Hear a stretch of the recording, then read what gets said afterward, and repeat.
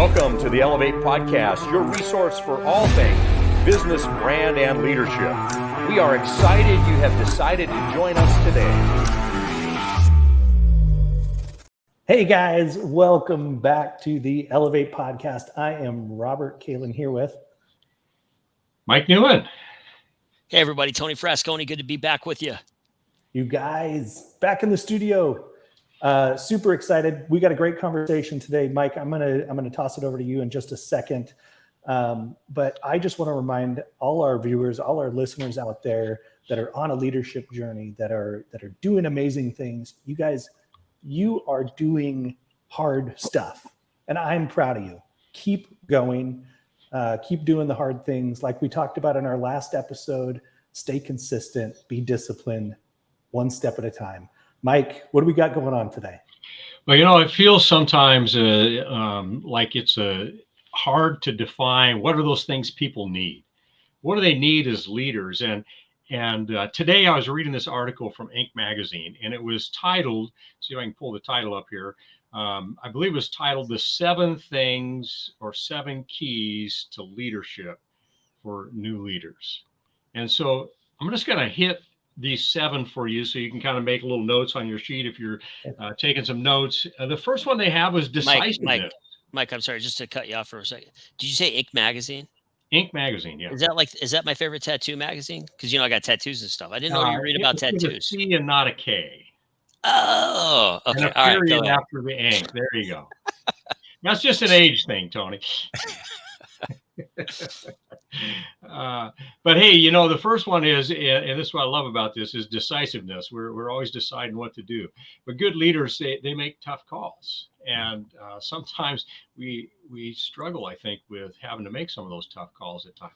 But again, in your notes, if you're taking some notes, I'm going to list them out, and then we're going to come back and hit these, and maybe not in the same sequence, but in different order, potentially. But decisiveness is the first one. Fairness is the second one they lay out. Curiosity being the third. Integrity, and we talked about that last time, of a quality that we look for as people in leadership. A growth mindset and humility. And this is an interesting one, shared power. Those are the 7. So again, real quickly, there were decisiveness. Second one was fairness. The third one's curiosity. The fourth, integrity. The fifth one being a growth mindset. The sixth one being humble or having humility. And the 7th one is shared power.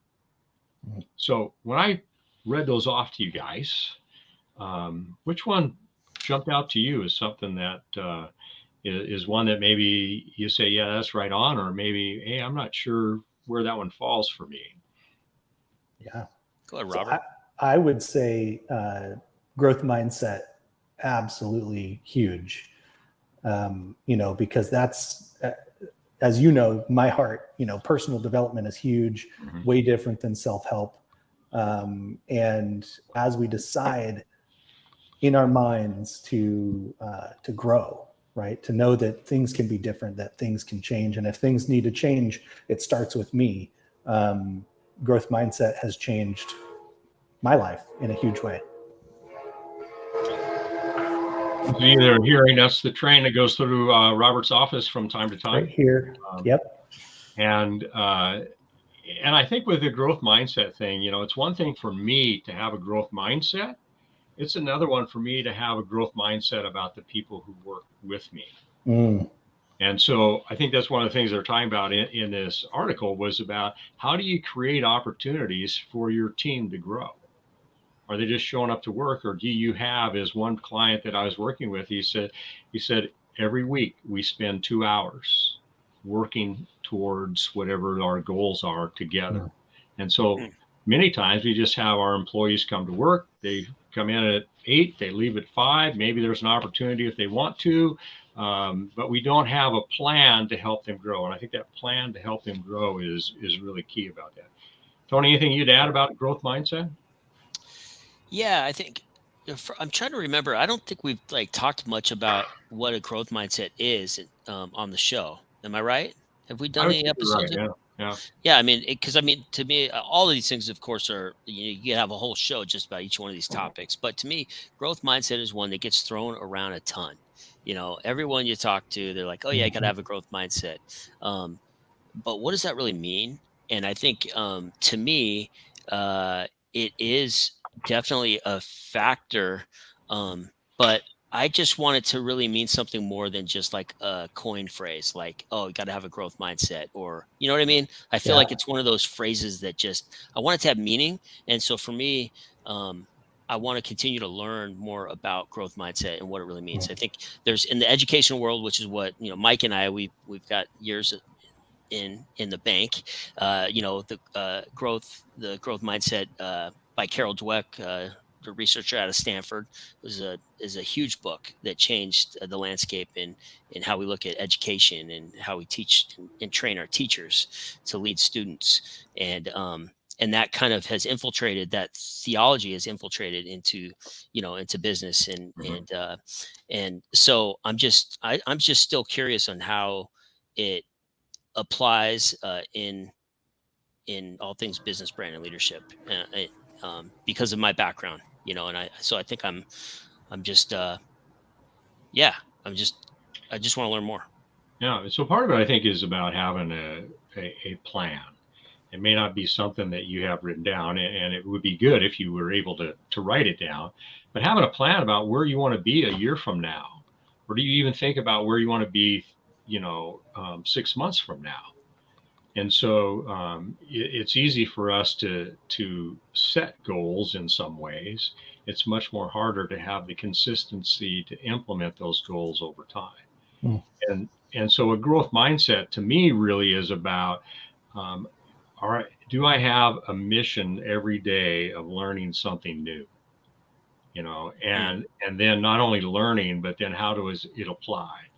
So I know Robert and I listened to a similar thing today. Actually, we listened to probably the same thing. You listened to it last night. I read your email, said, hey, you should listen to this. So I listened to it today. And inside of all of that, which was great stuff about, how to help ourselves with our businesses and growing our businesses and that type of thing. But the presenter said something along these lines, and it was a story he was telling. I don't have it quite right, but I'll do my best. So a young man went in to interview for a new job, and he had zero experience. And so they asked him in the job interview, so what experience do you have in this particular area? And he says, I don't have any experience, but I know how to learn. And by knowing how to learn, he's one step ahead of everybody else who says I don't have any experience, because he took the negative of not having any experience, but I know how to learn. That but statement interrupted everything else from before it and said, this is the important part. I know how to learn. So he got the job. And so anybody that's listening, looking for a new job, if you don't know what the things are, be a learner. Yeah. I mean, I always said that to people who work for me. How do you do all the things that you did? And I say, you got to be a learner. You don't have to know it all. You just have to be of a mindset of being willing to learn. And that's part of that growth mindset piece. Yeah, I think you talked about that last episode, Mike, about being a lifelong learner. Mm-hmm. And so it kind of ties right in. Yeah. I think being a lifelong learner is something that we need to think about more often. It's one thing to say it, Tony, you brought up, growth mindset being this thing that gets thrown around all over the place. Hey, be of growth mindset, don't be a fixed mindset. It's kind of a buzzword now. Yeah. And so it kind of loses its meaning. But what does it actually mean to be a learner? Number one, it means that you're looking to someone else and saying, how are they doing that? In anything. It could be looking to somebody who creates funnels like Russell Brunson and saying, how does Russell make great funnels? What does it look like to make a sales funnel? Right. Or you're looking at John Maxwell and you're saying, how do you lead a team of people well? What does that look like? How is he doing that? And you're actually thinking about it, internalizing it, and then turning it into action. That's kind of how I kind of think. applying the learning, right? Right. That's what I think about when I think growth mindset. That's and good. I think also it plays into this idea of failure, because as we grow, one of the things that we're most afraid to do is fail. I don't want to make a mistake. I don't want to screw this up. But growth mindset in failure says, look, we're all going to make mistakes, but learn from your mistake, fail forward, fail quickly, fail often, because that's what makes you better. You learn from every single one of those things if you have a growth mindset. If you have a fixed mindset, you say, hey, that was a mistake. I'm not doing that again. You're never going down that road again. Yeah. And it plays into one of those other characteristics that I had mentioned, which is curiosity. And so being curious and asking questions and thinking about, as you said, how does somebody do this type of work, or how do they have this level of influence, or whatever it is. And so we think about, how things work, that begins to inspire our own creativity. And so as you're working with different people in the role that you are working at, Tony, how do you see their curiosity come out? Is it questioning the status quo? Is it, because sometimes when we're in a leadership position and somebody questions why we do things the way we do, we can get defensive about it, when really they're just curious about why do we do it that way? Mm-hmm. Yeah, I think that for me, what I notice is that people often, they have to be prompted to get curious. And maybe it's when things go wrong and they have to ask why, or something is done differently that is actually better and more efficient than how they're doing it. And so they're forced into that curiosity. I think why curiosity ended up in this article as one of the things that make great leaders is because people who are continually curious, I'm curiously learning, I'm curiously listening to other people and thinking about what they're saying and what they're feeling and all of those things.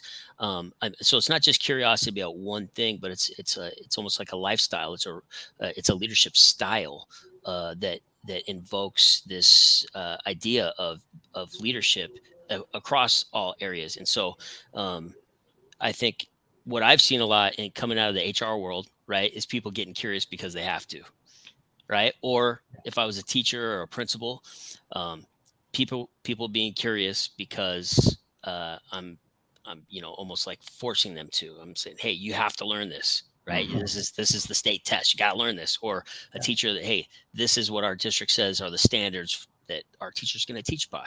And so if they don't think, they come from a different way of teaching, they need to learn that. And so it's kind of forcing it. So I think it's a great thing to have on here because the best leaders are just naturally curious about even at the height of their own success. So when we have curiosity, Tony, you last time had shared about some new Starbucks coffee drink that you paid a lot of money for. The Oleato. Yeah, the Oleato. Oleato. But in that leader had to be curious enough of that group to say, let's come up with a new coffee drink. What do you guys think? And somebody said, did you say olive oil last time? Yeah, it's coffee with olive oil. So I'm going to go put olive oil in my coffee and see how that tastes. And remember when everyone's like throwing cubes of butter in their coffee? Yeah. Maybe it's the same kind of thing. You know what? The olive oil in the coffee is actually really good. So Robert, you're talking to an expert. So you've got the coffee business. You've got, different flavors that you guys use all the time.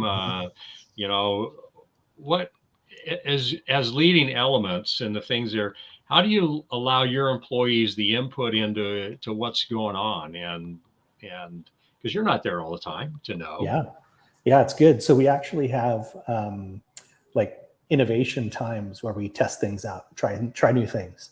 And that's actually one of my favorite things to do. If, you obviously have to be careful with it because you can spend all of your time innovating new products and waste a bunch of money and time and not ever come out with anything. But, you have to be intentional with it. But especially for a guy like me, that's like, let's try another one. I'm just picturing some like college student that's like working at your coffee shop and they're like, it's innovation day. They've like spent like all of your products just like making these drinks. Yes. But we actually have one person who's in charge of innovation. And so that person gets feedback from the rest of the team. Hey, Okay. What do you guys think we should do? Okay, let's put some ideas together. Let's test those out. Let's try them.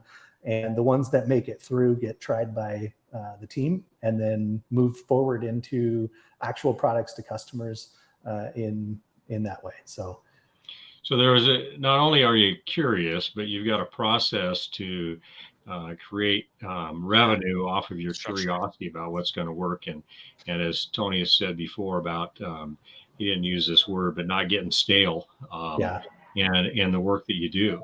So because we got just a few minutes left here, I want us to talk about the other one that jumps out at me in this list is decisiveness. So we're talking about curiosity. We come up with a new idea. Now we got to make a decision. Yeah. And so good leaders, they make some tough calls under fire. And even when it's not the best in somebody's interest, or maybe it's not the best that we even can do, but we got to make that tough call. So maybe each one of you can tell us about a tough call you've had to make, so our listeners have an opportunity to hear real stuff that happens. Yeah, I'll go first if I can, because I would love to share this story. So you guys both were involved in this tough call, and that's why I wanted to share it. We were talking the Elevate conference, okay? Mm-hmm. And, we're pushing forward with the Elevate conference and September 25th, which I'm super excited about. But just not that long ago, we were pushing forward with a 2-day conference, okay? And for anybody who's ever done an event, just how many moving pieces there are, just how complicated it is to get everything to work all at the same time in the same place at this, with the right amount of money and the resources and all of that. And I had to come to a tough call of saying, hey, do we need to shift this and move it to something a little bit different, to be flexible with an idea? My vision is to have a conference, a business conference that's focused on business, brand, and leadership, that is not just a regional event, but something that people can fly into, that they see the value in it for their own businesses, for their own lives. And it's just a big deal. And so I want to put everything that I possibly can into making these events fantastic. And so I came to this decision that was really difficult to make because it was my baby. It's my, all of this. But when you have to be decisive about making a hard decision, it's not about you at all. And so being able to be flexible at the same time, sometimes you just need to stop, just take a pause and reflect and say, okay, what are our options here? We have everything laid out on the table. Get some feedback. This is the right direction to go. And we're ready to rock and roll again. So Elevate Conference shifted from a 2-day conference to a 1-day conference for this year. But next year, we can be back at it, do a 2-day conference and make a huge splash. So Robert, I just got to tell you, I think that this is such a prime example of being decisive, because we often think decisive meaning like, I'm going to, I just learned something. I'm making a split second decision. So that means I'm decisive. Now, what you're explaining is getting information, right? Weighing that information, getting you talked about getting feedback. And I know Mike is in your corner. You've spoken to me, you've spoken to people that you trust, care about and like and respect and all of those things that you've put around you. So we've talked about in the past, we've talked about kind of having our executive cabinet in our own life of people that can give us that feedback that we trust. And you were able to do that and then make a decisive decision so quickly, even though it might have been like the next day or kind of after you kind of really started weighing it. But and I remember for me, just feeling that, because this is your baby, and feeling that pride come up in me, and that ego and that pride, and going, no, man, we're going to fight through. We're going to figure this out. And you made that decision. You're so humble. and you just did exactly that. You pivoted. There's still going to be an event. It's still going to be great. People's lives are going to be changed. All of those things. It's going to look a little different than we originally had talked about. And just when we started this podcast, we talked about your journey as, going from Microsoft to having this hot dog cart stand idea where you're wearing a bow tie making hot dogs all day. That's right. And then that changed into owning Elements and become a Maxwell, entrepreneur and coach and business coach and all of those things. And it looked different, but the decisiveness of you deciding to leave Microsoft, but then deciding to be an entrepreneur and then having to make decisive decisions along the way with the best information you have at the time and the best feedback that people are you would hope are trying to give you feedback to point in the right direction, help you get to that next level. So I don't know. I think it's such a great example. I don't even want to muddy the water by giving you a different example from my perspective, because I think it hits all the points. I think that's a great point, Tony. We close out there with that decisiveness of the things that we talked about here, and this opportunity has been, of the 7 was a growth mindset, of curiosity, and of decisiveness. Yeah. And so another future episode, maybe we'll pick up on these other 4 and talk about those. But appreciate you guys and your input, and I appreciate your leadership, Robert, and the things that you're doing and the courage that you have. That's one of the things that's not on that list, is courage to make decisive decisions. So I appreciate you guys. Yeah. No, Mike, thank you for, getting so much content, bringing so much content to the table for this podcast. So if you're out there listening, you want to learn more and be coached by one of the best, you gotta follow Mike Newman, because he brings a lot to the table. So I'm super grateful, Mike. Thank you. Real deal right there. All right, guys. Well, excited to catch you on the next episode. That's it for today. We'll see you on the next one. Elevate Podcast. Thanks for joining us today on the Elevate Podcast, your resource for all things business, brand, and leadership. For a deeper dive into the content and to get access to resources like our free show notes, go to countercultureleaders.com/podcast and sign up for our newsletter. Hey, don't forget to like, rate, and review, and subscribe, and share this content with your friends and colleagues. This is Mike Newman. Looking forward to seeing you next week.